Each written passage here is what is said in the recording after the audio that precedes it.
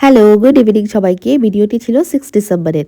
আমরা তিনজনই যাচ্ছি বাড়িতে, মানে আমার শ্বশুর বাড়িতে। ইভিনিংয়ের দিকে যাব। ব্যাগটা গুছিয়ে রেখেছি।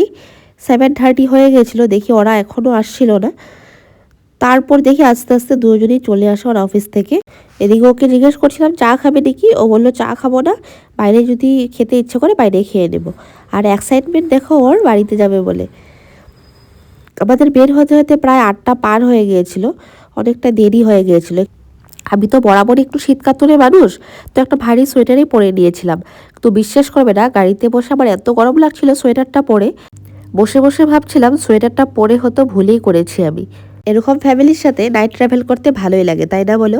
কিন্তু কি, আমার একটু বোর লাগছিল। পেছনে বসেছিলাম তো, ওরা দুজন তো বিন্দাস গল্প করছিল সামনে বসে, কিন্তু আমি একা একা একটু বোর হচ্ছিলাম।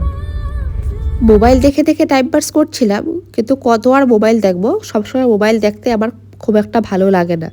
মাইগ্রেনের প্রবলেমের জন্য মোবাইলটা দেখলে আমার একটু প্রবলেম হয়, বেশি দেখতে পারি না।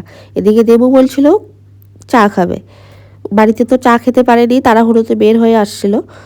এদিকে ও একা একা খাবে, আমাকে জোর করছিল, এই জন্য খেয়ে নিলাম একটা লালমোহন। কিন্তু আমার ইচ্ছে ছিল না খাওয়ার। ও চা মিষ্টি এগুলো খেয়েছে, ভাইও লালমোহন খেয়েছে একটা।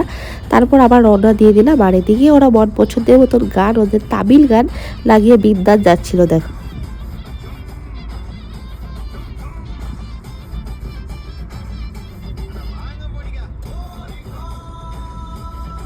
সরাইঘাট পার হওয়ার সাথে সাথে ঠান্ডা কাকে বলে তখন ফিল হচ্ছিল।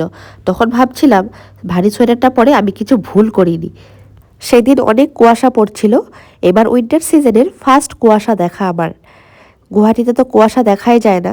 আমরা প্রায় বাড়ির কাছাকাছি এসেই পড়েছি। 10:30টার দিকে আমরা বাড়িতে পৌঁছে গিয়েছিলাম পুরো।